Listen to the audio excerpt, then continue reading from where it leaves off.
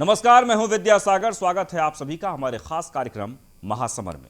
आज हम महासमर में आपको बताएंगे यूपी विधानसभा चुनाव को लेकर बीजेपी में लगातार मंथन जारी है, तो वहीं दिग्गजों से मुलाकात कर रणनीति बनाई जा रही है।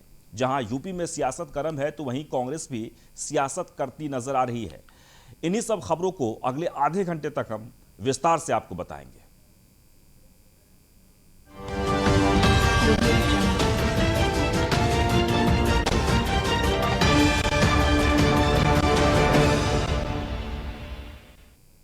तो यूपी की सियासत में घमासान जारी है। बीजेपी मिशन यूपी को फतह करने के लिए एक मजबूत समीकरण तैयार कर रही है और 2022 में 300 से ज्यादा सीट लाने के लिए मास्टर प्लान बना लिया है। आखिर क्या है बीजेपी का मास्टर प्लान, देखिए हमारी इस खास रिपोर्ट में। यूपी के रण में अमित शाह का चक्रव्यूह प्लान। अपना दल को अपना बनाए रखने का प्लान। नाराज अपनों को मनाएंगे, 300 पार लाएंगे। ब्रांड मोदी नाम, बोलेगा योगी का काम। यूपी में बीजेपी फिर लिखेगी नया आयाम।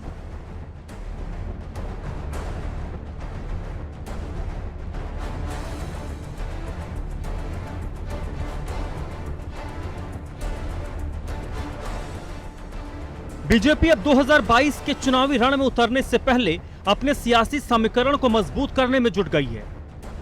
इसी के तहत प्रधानमंत्री मोदी और गृह मंत्री शाह ने प्लान बनाकर मैदान में कूद गए हैं। बीजेपी ने 2022 में 300 से ज्यादा सीट लाने के लिए मास्टर प्लान बना लिया है। सबसे पहले रूठे हुए सहयोगी दलों को मनाने का काम चल रहा है। इसी कड़ी में अमित शाह ने गुरुवार को अपना दल एस की सांसद अनुप्रिया पटेल और निषाद पार्टी के अध्यक्ष डॉक्टर संजय निषाद के साथ अलग अलग मुलाकात की। माना जा रहा है कि दोनों ही नेताओं से अमित शाह ने चुनाव के नजरिए से सूबे की जमीनी हकीकत जानने की कोशिश की।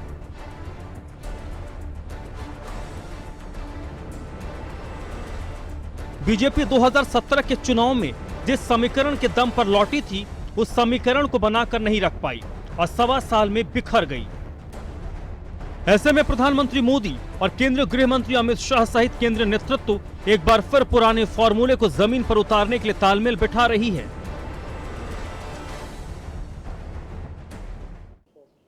सूबे में सियासी दुर्ग को बचाए रखने के लिए बीजेपी में बैक टू बैक बैठकों का दौर पिछले 25 दिनों से लगातार जारी है। 2017 में जिन समीकरणों के बल पर बीजेपी ने अपने 15 साल के वनवास को खत्म कर सत्ता में वापसी की थी, कहीं न कहीं 2022 में दोबारा से वो समीकरण दोहराने की तैयारी में है। निश्चित है कि अब ऐसे में चाहे वो पीएम मोदी हो या फिर गृह मंत्री अमित शाह, बीजेपी अध्यक्ष जेपी नड्डा लगातार केंद्रीय नेतृत्व उत्तर प्रदेश पर अपना पूरा फोकस किए हुए हो, कहीं न कहीं इस समीकरण को दोबारा जमीन पर उतारने के लिए सक्रिय हो गए हैं। निश्चित है अब यह समीकरण 2022 में बीजेपी को कितना फायदा दिलाएंगे, यह तो आने वाला 2022 का विधानसभा चुनाव परिणाम ही बताएगा। लेकिन यह जरूर है कि बीजेपी पूरी तरीके से एक्शन मूड में आ गई है। उत्तर प्रदेश के सियासी समीकरण को प्रधानमंत्री मोदी, अमित शाह और मुख्यमंत्री योगी भली भांति जानते हैं। उनको पता है कि यूपी में सरकार बनाना है तो ब्राह्मण कार्ड खेलना जरूरी है। लिहाजा जितिन प्रसाद को बीजेपी में शामिल कराकर उस कमी को पूरा करने का काम किया गया।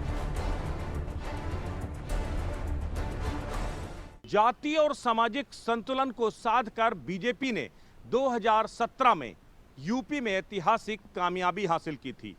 कुछ उसी तर्ज पर 2022 के लिए भी बीजेपी रणनीति तैयार करने में जुटी है और उसी के तहत अपना दल और निषाद पार्टी जैसे क्षेत्रीय दलों को सरकार में भागीदारी देने की तैयारी हो रही है। कुछ इसी के साथ जितिन प्रसाद जैसे चेहरों को भी लाकर जातीय समीकरणों को साधने की कवायद है। अब देखना यह है पुराने फार्मूले पर नई कामयाबी कैसे हासिल होती है।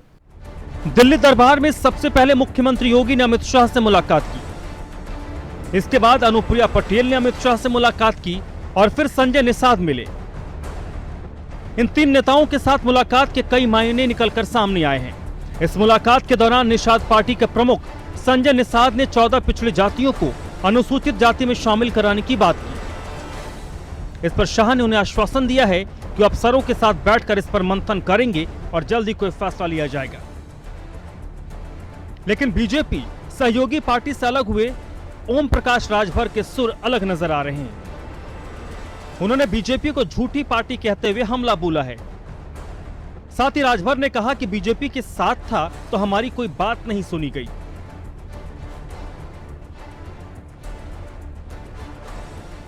उत्तर प्रदेश की राजनीति में की हलचल एक बार फिर तेज हो गई है। उत्तर प्रदेश के मुख्यमंत्री योगी आदित्यनाथ दिल्ली में हैं, तो वहीं ओम प्रकाश राजभर जी हैं जो लखनऊ में बैठक कर रहे हैं। राजभर जी, 2022 चुनाव सर पर है, किस तरह से आप भाजपा का सामना करेंगे?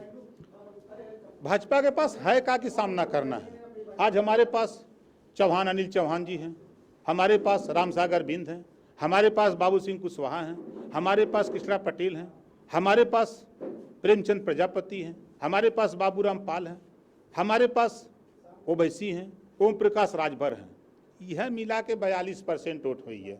22% ओवैसी का बा, मिला के 65 और 35 में 65 हमारा है और 35 में भी बंटवारा है।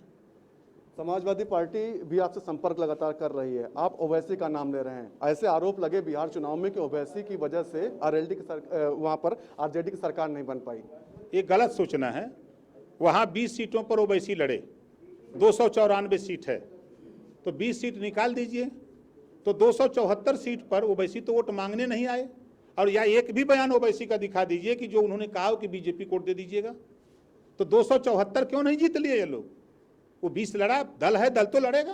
कहने के लिए लोग कहें, हम ही को पहले कहते थे सपा का एजेंट है, फिर बीजेपी का एजेंट है, फिर विदेश का एजेंट है, लेकिन आज तो कोई नहीं कह रहा है।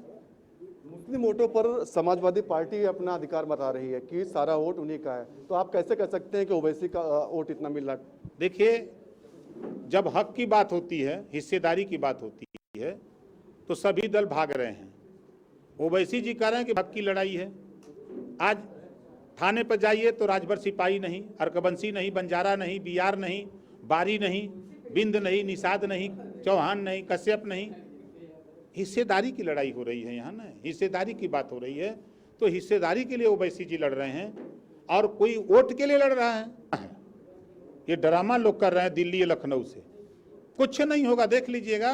ये पिछड़े दलित को गुमराह करने के लिए जो जनता की समस्या है, मूलभूत समस्या है, उससे ध्यान भटकाने के लिए कवायद हो रही है और कुछ नहीं है। बहुत बहुत शुक्रिया। निश्चित तौर पर हमारे साथ ओम प्रकाश राजभर जी है, इनका साफ कहना है कि उत्तर प्रदेश की राष्ट्रीय सियासत में जो कुछ चल रहा है वो ड्रामा है। साथ ही साथ जो 2022 का चुनाव है उसमें भाजपा को कड़ी टक्कर देने वाली है। लखनऊ से न्यूज़ इंडिया के लिए अश्विनी कुमार, सहयोगी समीर के साथ। यूपी में बीजेपी ने 2017 में सपा को बेदखल करने के लिए गैर यादव ओबीसी को एकजुट किया था।